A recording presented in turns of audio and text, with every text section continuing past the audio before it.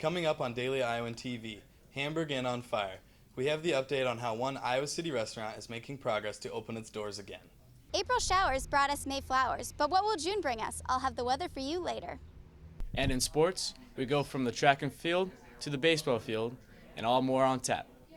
Daily Iowan TV starts now.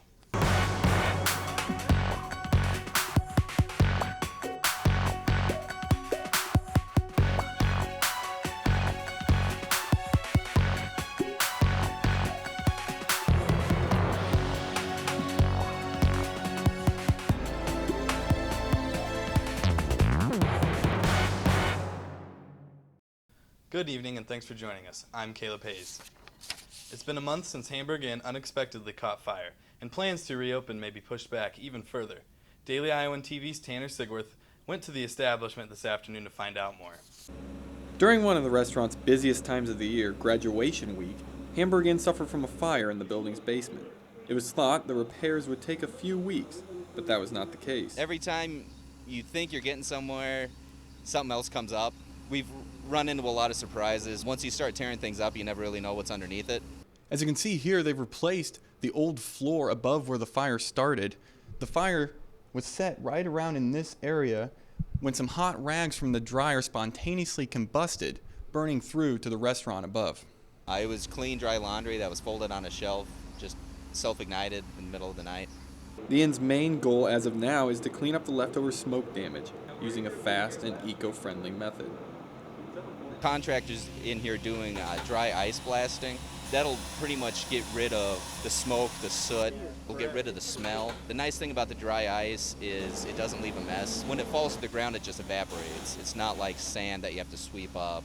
And when can customers expect the next Sunday brunch? We're still shooting for July, 3 or 4 weeks from now. Just taking it one day at a time right now. Tanner Sigworth, Daily Iowan TV. And now we're going to toss it over to our own Mary Caldwell to give you the look at this week's weather. Mary, what do you have for us? Thanks, Caleb.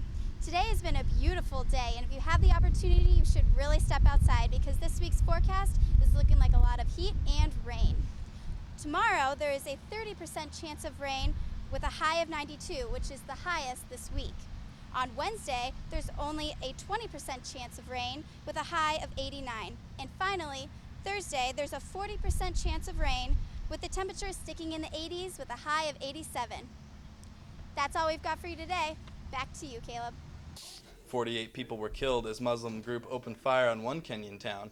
Authorities blamed Al-Shabaab, a Somali al-Qaeda-linked group, for the killings, as well as setting 2 hotels and many vehicles on fire. The gunmen went door to door demanding to know if the men inside were Muslim and if they spoke Somali, and opened fire on those who weren't. This attack comes after Kenya sent forces to Somalia 3 years ago, in which Al-Shabaab threatened attacks inside Kenya until their forces left the country. And now we're going to toss it over to our own Dylan Thorson in the Daily Iowa newsroom to get us updated with everything sports. Dylan, what's new? Thanks, Caleb, and welcome to the Daily Iowan TV Sports Studio. I'm Dylan Thorson. Beginning with track and field, the NCAA revealing their All-Americans. On the last day of the 2014 NCAA Outdoor Track and Field Championships, 5 Hawkeyes were tabbed with the All-American honors, including senior Tevin C. Mincy, freshman O'Share Wilson, sophomore James Harrington, junior Keith Brown, and junior Babatun Amusu. And also news in the world of baseball today, Hall of Famer Tony Gwynn passed away earlier this morning at the age of 54. The 15-time All-Star batted .388 in 20 seasons with the San Diego Padres. And finally, the 2014 NBA Finals came to an end last night. The San Antonio Spurs ousted the Miami Heat in 5 games, giving them their 5th championship in franchise history, snapping Miami's Heat at an attempt at a three-peat. That's all we have for you tonight, but make sure you check out all the Hawkeye sports in tomorrow's paper. Caleb, back to you. Thanks, Dylan. And only with Daily Iowan TV can you get a sneak peek into tomorrow's pages of the Daily Iowan. Find out how the World Cup is making an economic impact on Iowa City's downtown bars. And moving forward, the Iowa City Animal Shelter is making steps toward building their new facility. Well, that's all I have for you today. Be sure to check us out at the same time tomorrow or anytime online at dailyiowan.com. Thanks and have a good night.